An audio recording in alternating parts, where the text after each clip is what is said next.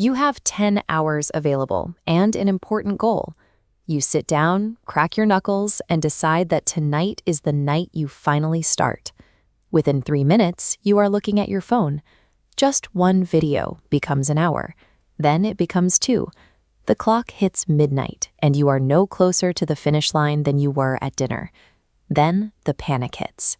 In a 40-minute sprint of pure adrenaline, you suddenly execute the very work you've been avoiding all day. This late-night burst proves you are capable of the work. It suggests the initial delay wasn't caused by laziness or a lack of care.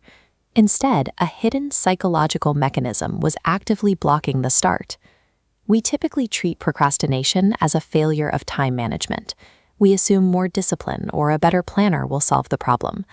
However, behavioral research suggests procrastination functions as a temporary emotional escape hatch, regardless of how well you've planned your day. Applying scheduling solutions to an emotional regulation problem fails because the treatment doesn't match the underlying cause. While the task might be simple, your brain anticipates the feeling of doing it.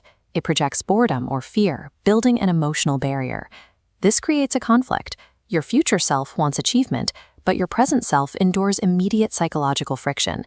To resolve this, the brain chooses the path of least resistance, selecting a distraction for immediate relief. This creates a loop. The task triggers motion, avoidance provides relief, and the approaching deadline causes higher stress, triggering even more avoidance.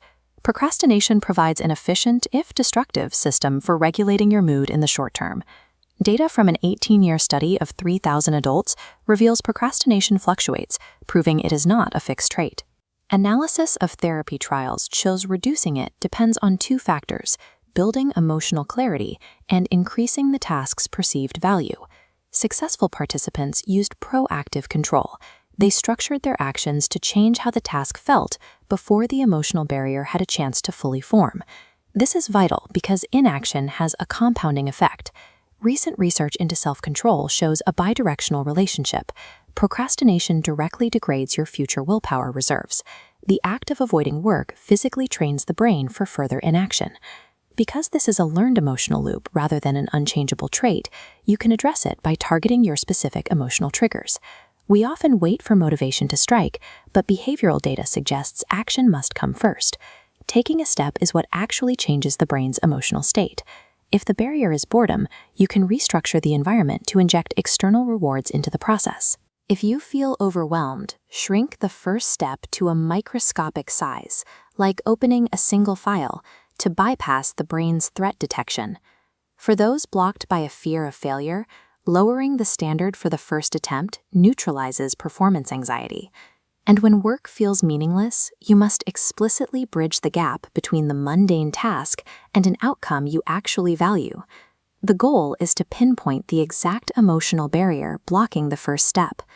Productivity is not about becoming a robotic entity that is immune to psychological friction. The presence of discomfort does not mean you are doing something wrong or that you need to run away. Long-term progress simply requires designing the very first step to be psychologically easier than the act of escape.